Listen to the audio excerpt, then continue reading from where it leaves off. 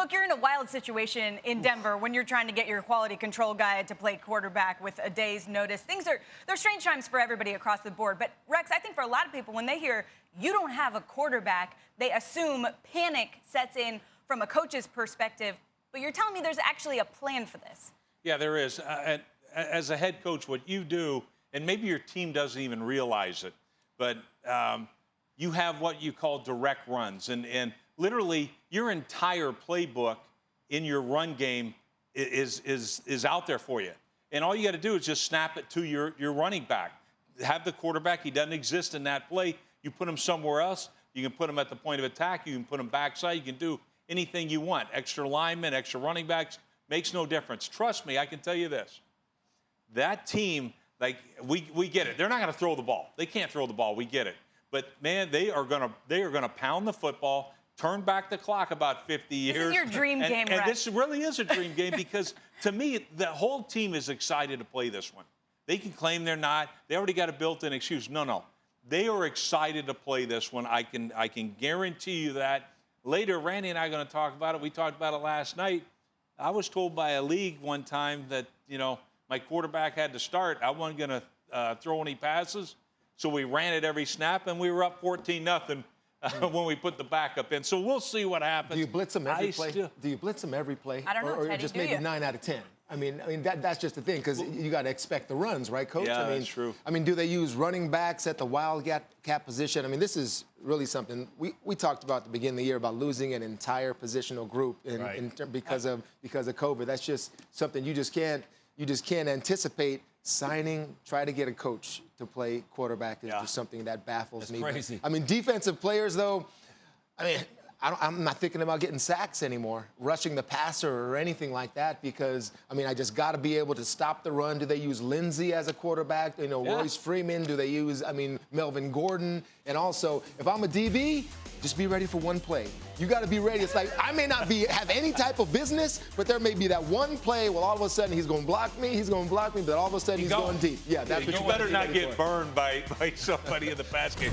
Rex, you were talking about a player. You're talking about the wide receiver. You moved to quarterback, Brad Smith. I see some similarities in a guy like Kendall Hinton because of him understanding the routes, where the player's supposed to be, and how to throw the ball. But one thing I like about it, the uncertainty for the New Orleans Saints. One thing that I'll give you a statistic about the New Orleans Saints, the Saints are #1, their defense is #1 in the National Football League in penalty. So you're going in this game at Mile High Stadium.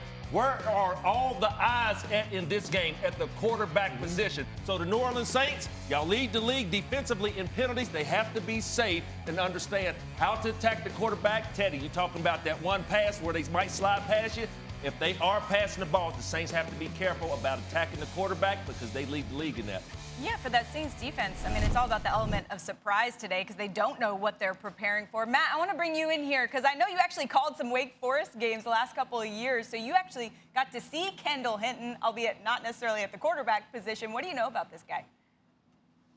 Yeah, that's right, Sam. I did see him at the wide receiver position, but the Dave Clawson offense, that Wake Forest offense, a lot of zone reads. I call it a ride read. So he's got a lot of experience in the backfield with ball handling and cadence and those types of things. But I'd also just like to say the offensive line coach in Denver is Mike Munchak. And when I played for him in Tennessee, he had a contingency plan, just like Rex said. And that contingency plan, if we dressed 2 quarterbacks, our emergency quarterback was going to be Chris Johnson, CJ2K. So I would expect those same kind of plays with Kendall Hinton at quarterback.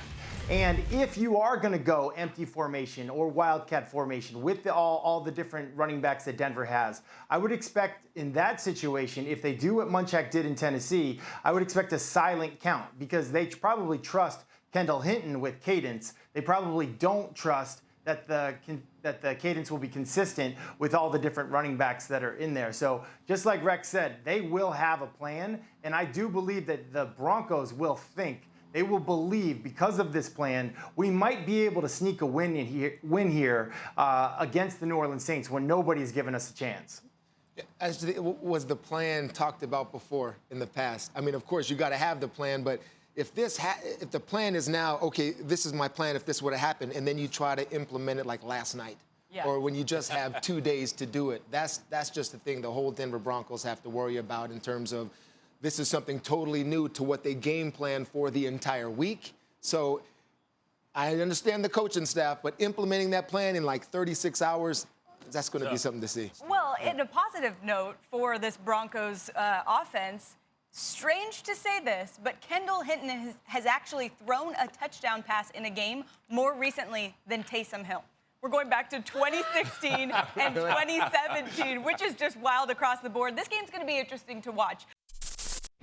Thanks for watching ESPN on YouTube. For live streaming sports and premium content, subscribe to ESPN+.